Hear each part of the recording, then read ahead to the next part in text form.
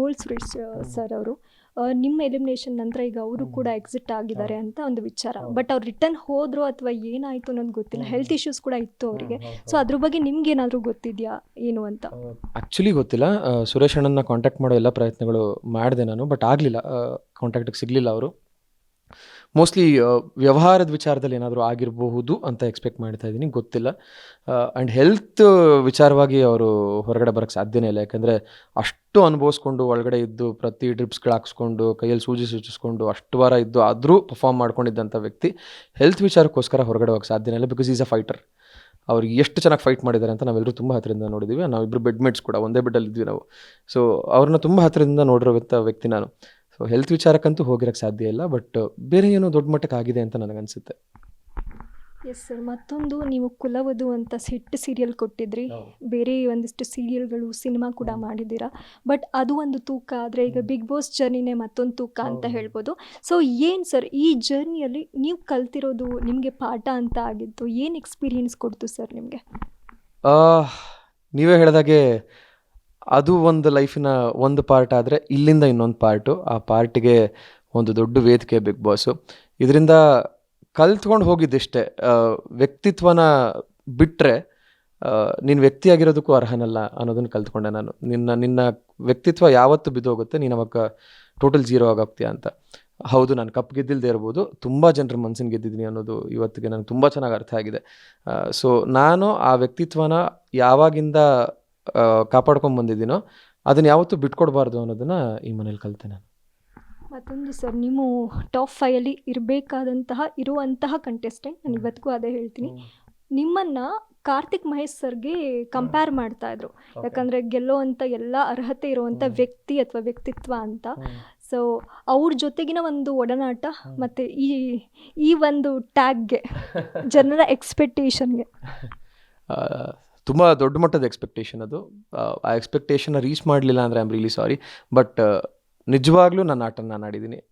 ನಾನು ಕಾರ್ತಿಕ್ಗಾಗಲಿ, ಆ ಹೆಸರಿಗಾಗಲಿ ಅಥವಾ ಆ ಟೈಟ್ಲ್ಗಾಗಲಿ ಯಾವತ್ತೂ ಧಕ್ಕೆ ತಂದಿಲ್ಲ ಅಂತ ನನಗನ್ಸುತ್ತೆ. ಆ್ಯಂಡ್ ನನ್ನ ಬಾಂಡು, ಕಾರ್ತಿಕ್ ನಾನು ಒಂದೇ ಮನೆಯಲ್ಲಿ ತುಂಬ ವರ್ಷಗಳಿದ್ವಿ, ಒಟ್ಟಿಗೆ ಹೌಸ್ ಮೇಟ್ಸ್ ಆಗಿದ್ವಿ ನಾವು. ಸೊ ಅವನ ಸ್ನೇಹ ತುಂಬ ಸ್ಟ್ರಾಂಗ್ ಸ್ನೇಹ. ಅದು ಒಬ್ರನ್ನೊಬ್ರು ಬಿಟ್ಕೊಟ್ಟಿದ್ದಂಥ ಸಿಚುವೇಶನ್ಸೇ ಇಲ್ಲ.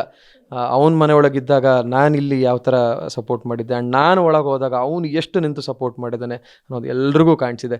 ಸೊ ಅದೊಂದು ತುಂಬ ಸ್ಪೆಷಲ್ ಬಾಂಡ್ ನಮ್ಮಿಬ್ಬರ ಮಧ್ಯೆ ಇರೋದು. ಸೊ ಆ ಬಾಂಡು ಮುಂದಕ್ಕೆ ಚೆರಿಶ್ ಆಗುತ್ತೆ. ಇಬ್ಬರು ಒಂದು ಸಿನಿಮಾ ಮಾಡ್ಬೋದಪ್ಪ. ನೋಡಿ, ಯಾರಾದರೂ ಪ್ರೊಡ್ಯೂಸರ್ಸು ಡೈರೆಕ್ಟರ್ಸ್ ಕಥೆ ಇದ್ದ ತೊಗೊಂಬನ್ನಿ ಪ್ಲೀಸ್. ಸರ್ ಮತ್ತೊಂದು, ಇವಾಗ ಒಂದು ಸಿನಿಮಾ ಸೀರಿಯಲ್ ಮಾಡಿದ್ರೆ ಜೋಡಿ ಇಷ್ಟ ಆಯಿತು ಅಂದರೆ ರಿಯಲ್ ಲೈಫಲ್ಲೂ ಇವ್ರ ಜೋಡಿ ಆದರೆ ಚೆಂದ ಇರುತ್ತಲ್ವಾ ಅಂತ ಅಂದ್ಕೊಳ್ಳೋವಂಥ ಫ್ಯಾನ್ಸ್ ಇದ್ದಾರೆ. ಇವಾಗ ನಿಮಗೆ ಮತ್ತು ಐಶ್ವರ್ಯ ಅವ್ರಿಗೆ ಒಳ್ಳೆ ಫ್ರೆಂಡ್ಶಿಪ್ ಇತ್ತು ಆ್ಯಂಡ್ ಬಾಂಡಿಂಗ್ ಚೆನ್ನಾಗಿತ್ತು. ಅಲ್ಲಿ ಇಬ್ಬರಿಗೂ ಒಂದು ಲವ್ ಆಗಿದೆಯಾ, ಇವರಿಬ್ರು ಮುಂದೆ ಜೋಡಿ ಆಗ್ತಾರಾ ಅನ್ನೋವಂಥ ಒಂದು ಪ್ರಶ್ನೆ ಫ್ಯಾನ್ಸಿಗಿದೆ ಸರ್. ಸೊ ಜೋಡಿ ಆದರೆ ಚೆನ್ನಾಗಿರುತ್ತಲ್ಲ ಅನ್ನೋವಂಥದ್ದು. ಸೊ ಅವ್ರಿಗೇನು ಹೇಳ್ತೀರಾ ಸರ್? ಆ್ಯಕ್ಚುಲಿ ನಮ್ಮಿಬ್ರಿಗೆ ಲವ್ ಗಿವು ಈ ಥರದ್ದು ಏನೂ ಆಗಿಲ್ಲ. ಫಸ್ಟೇ ನಾವು ಬಾಂಡಿಂಗ್, ನಮ್ದು ಏನು ಫ್ರೆಂಡ್ಶಿಪ್ ಅಂತ ಶುರುವಾಯಿತು, ಆವಾಗಲೇ ನಾವು ಮಚ್ಚ ಅಂತ ಕರ್ಕೊಂಡವರು. ಹುಡುಗ ಅಂತಲೇ ನೋಡ್ಕೊಂಡು ನಮ್ಮ ಬಾಯ್ಸ್ ಗ್ಯಾಂಗ್ಗೆ ನೀನು ಒಬ್ಬಳು ಎಂಟ್ರಿ ಅಂತಲೇ ಹೇಳಿದವನು ನಾನು. ಐಶ್ವರ್ಯ ನಾನು ಆ್ಯಕ್ಚುಲಿ ಒಂದು ಸಿನಿಮಾ ಮಾಡಿದ್ವಿ ಇದಕ್ಕಿಂತ ಮುಂಚೆ, ಅದು ರಿಲೀಸ್ ಹಂತದಲ್ಲಿದೆ. ಆಗ್ಲಿಂದನೇ ನಮ್ಮಿಬ್ಬರು ಪರಿಚಯ ಇತ್ತು. ಬಟ್ ಮನೆ ಒಳಗೆ ನನಗೆ ಆಕೆಯ ಬಾಂಡಿಂಗ್ ಶುರುವಾಗಿದ್ದು ಪಕ್ಷದ ಟಾಸ್ಕಿಂದ. ಆ್ಯಂಡ್ ಸ್ಪೆಷಲಿ ಜೋಡಿ ಟಾಸ್ಕಲ್ಲಿ ನಾನು ಎಲ್ಲಿ ಕುಗ್ಗಿದ್ನೋ, ಚೈತ್ರ ಹಿಂಗೆಲ್ಲ ಮಾಡಿದ್ಲು ಅಂತ ಕುಗ್ಗಿದಾಗ ನನ್ನನ್ನು ತುಂಬ ಮೋಟಿವೇಟ್ ಮಾಡಿದಂಥ ವ್ಯಕ್ತಿ ಐಶ್ವರ್ಯ. ನೀನು ಹಿಂಗಲ್ಲ, ನೀನು ಬಂದಿರೋ ಉದ್ದೇಶನೇ ಬೇರೆ, ನೀನು ಹಿಂಗೆ ಬೆಲ್ಟ್ ಕಿತ್ತಾಕಿ ನಾನು ಆಟ ಆಡಲ್ಲ ಅಂತ ಹೋಗಬಾರ್ದು, ನಿನ್ನ ನೋಡ್ತಿರೋರಿಗೆ, ನಿನ್ನ ಪ್ರೀತಿಸ್ತಿರೋರಿಗೆ ನೀನು ಉತ್ತರ ಕೊಡಬೇಕು ಅಂತ ಹೇಳಿ ಮೋಟಿವೇಟ್ ಮಾಡಿ ಬಾಟಮಲ್ಲಿ ಇದ್ದವನ್ನ ಪರ್ಫಾರ್ಮ್ ಮಾಡಿ ಟಾಪ್ 3ಗೆ ಬರೋಕ್ಕೆ ತುಂಬ ಮೋಟಿವೇಟ್ ಮಾಡಿದಂಥ ವ್ಯಕ್ತಿ ಐಶ್ವರ್ಯ. ಸೊ ಅಲ್ಲಿಂದ ನಾವು ಕನೆಕ್ಟ್ ಆಗೋಕ್ಕೆ ಶುರುವಾದ್ವಿ. ಆ್ಯಂಡ್ ಅವಳು ಒಂದು ಸ್ವಲ್ಪ ಡಿಮೋಟಿವೇಟ್ ಆದಾಗ ನಾನು ಮೋಟಿವೇಟ್ ಮಾಡ್ತಾ ಇದ್ದೆ. ಸೊ ಈ ಥರ ನಮ್ಮಿಬ್ಬರ ಮಧ್ಯೆ ಒಂದು ಪ್ಯೂರೆಸ್ಟ್ ಫಾರ್ಮ್ ಆಫ್ ಫ್ರೆಂಡ್ಶಿಪ್ ಬೆಳೀತಾ ಹೋಯಿತು. ಸೊ ಅದು ಹೊರಗಡೆ ಬೇರೆ ರೀತಿ ಆಯಿತು ಅಥವಾ ಮನೆಯವರೇ ಅದನ್ನು ಬೇರೆ ರೀತಿ ಪೋಟ್ರೆ ಮಾಡಿದ್ರು ನಂಗೆ ಗೊತ್ತಿಲ್ಲ. ಬಟ್ ನೀವು ನೋಡ್ಬೋದು, ನಾವಿಬ್ಬರೇ ಕೂತು ಮಾತಾಡಿದ್ದು ಅಥವಾ ನಾವಿಬ್ಬರೇ ನಡ್ಕೊಂಡೋಗಿ ಮಾತಾಡಿದ್ದು ನಿಮ್ಗೆ ಎಲ್ಲೂ ಸಿಗಲ್ಲ. ನಾವು ಎಲ್ಲಿ ಮಾತಾಡಿದ್ರು ಜನಗಳ ಮಧ್ಯೆನೇ ಮಾತಾಡಿರ್ತಿದ್ವಿ. ನಮ್ಗಳ ಮಧ್ಯೆ ಆ ಥರದ್ದು ಏನಾದರೂ ಒಂದು ಆಗಿದೆ ಅಂದಿದ್ರೆ ನಾವು ಇಬ್ಬರೇ ಇರ್ತಾಯಿದ್ವಿ. ಆ ಥರದ್ದು ಎಲ್ಲೂ ಇಲ್ಲ. ಸೊ ಅದು ತುಂಬ ಕ್ಲಿಯರ್ ಆಗಿ ಎಲ್ರಿಗೂ ಕಾಣಿಸುತ್ತೆ. ಅದು ಅಲ್ಲಿ ನಮ್ಮಿಬ್ಬರ ಮಧ್ಯೆ ಇದ್ದಿದ್ದು ಒಂದು purest form of friendship. So ಅದನ್ನು ಕ್ಯಾರಿ ಮಾಡೋಕ್ಕೆ ಇಷ್ಟಪಡ್ತೀನಿ ನಾನು.